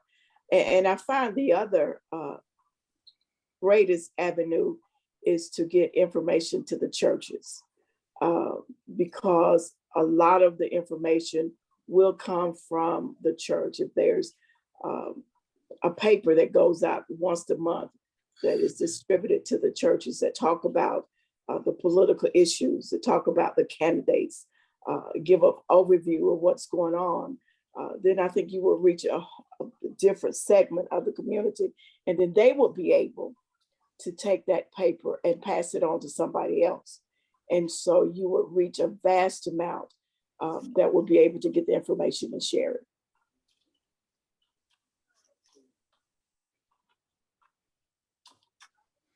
I'm wondering does the Mayor's Council on Women still exist?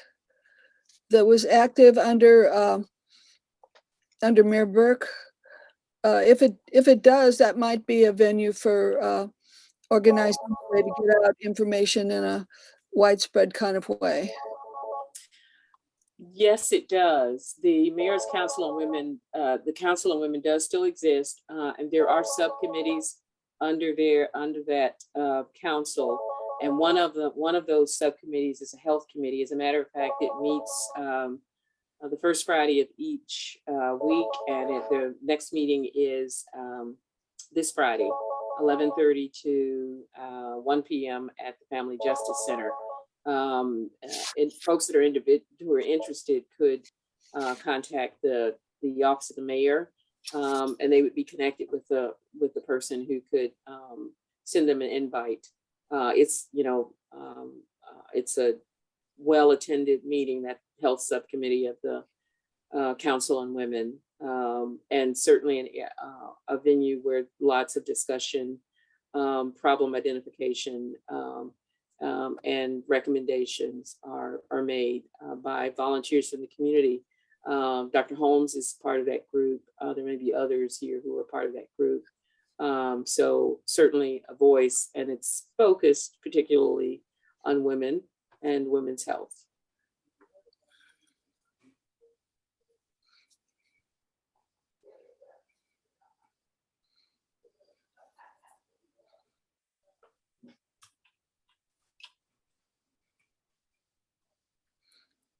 Do we have some questions in the chat that might be looked at?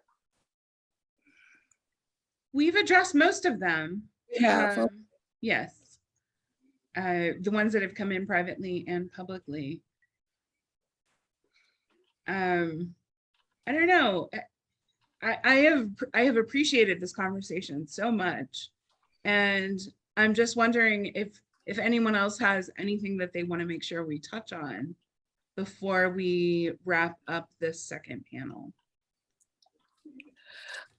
Well, I don't want to touch on an additional issue, but I'd just like to say that in comparison to the first panel, which was very narrowly focused, and here are the 4 amendments, here's what they mean, and here's a way you might think about voting for them. The scope of this panel is just overwhelming.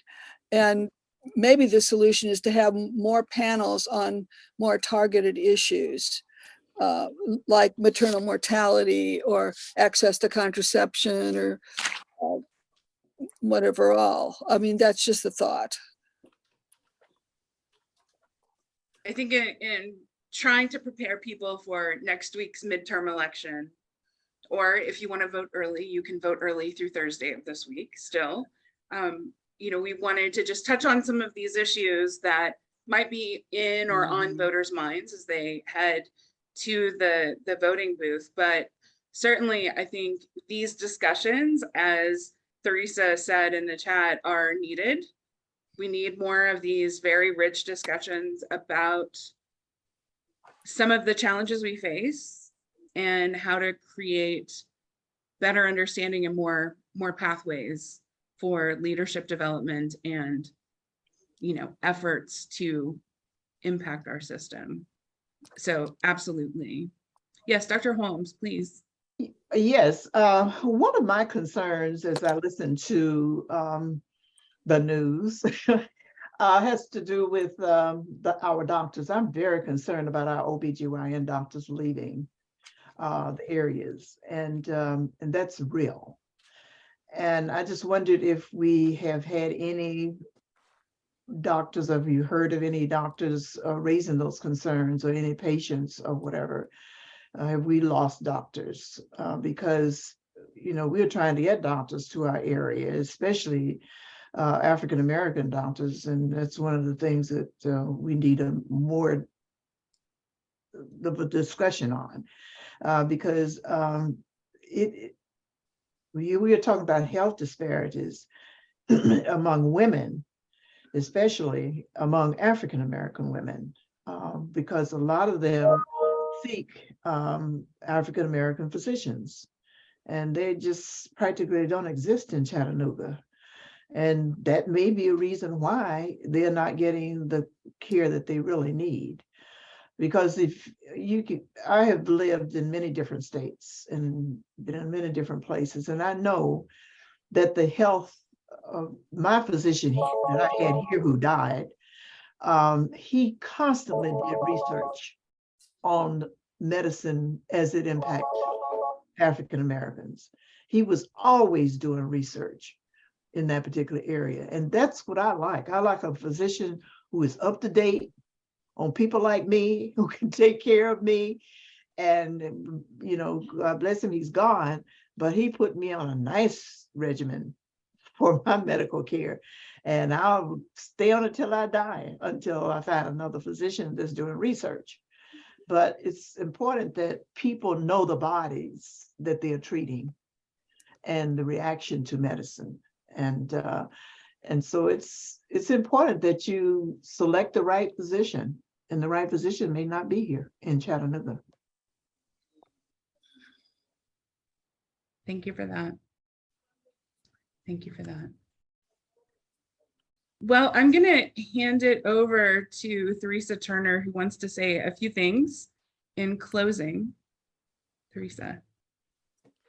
Well, first of all, Dr. Liz Norell, let's give Liz a big hand.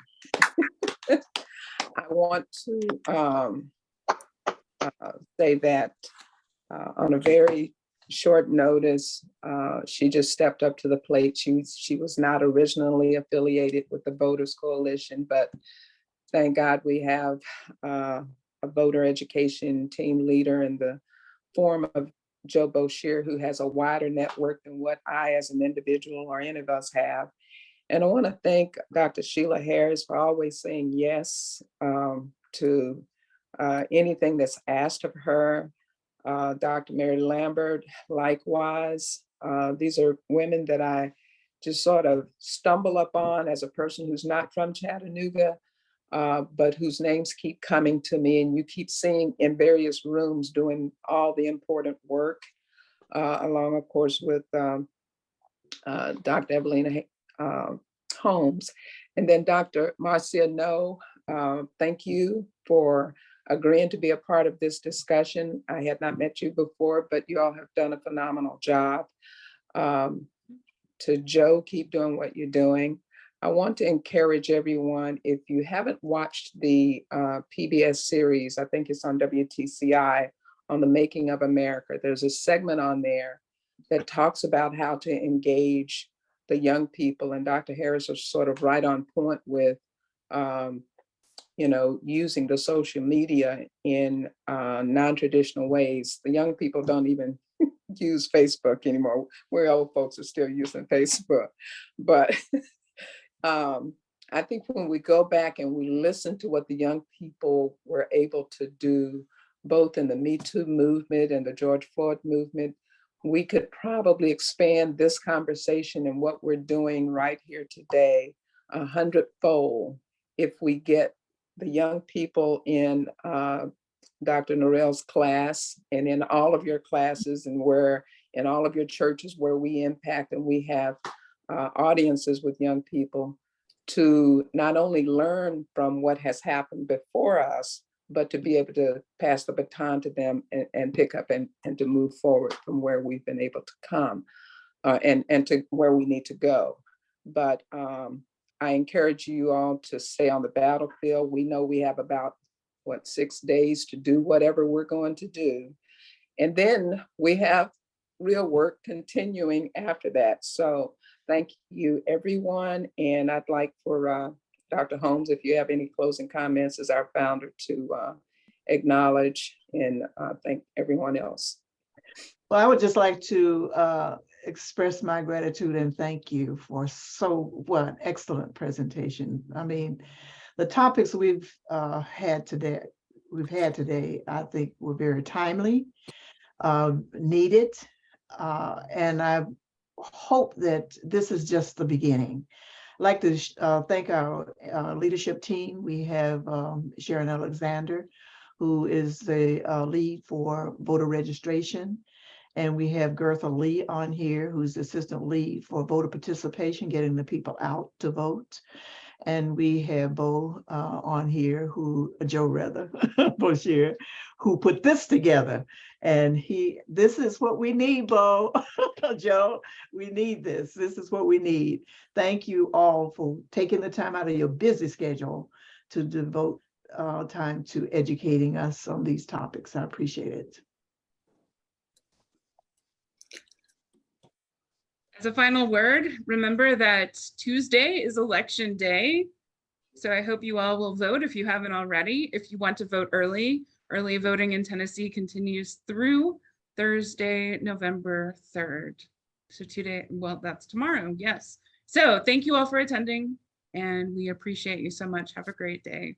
Thank you for inviting me. I appreciate this opportunity. Thank you. Thank you, Goodbye.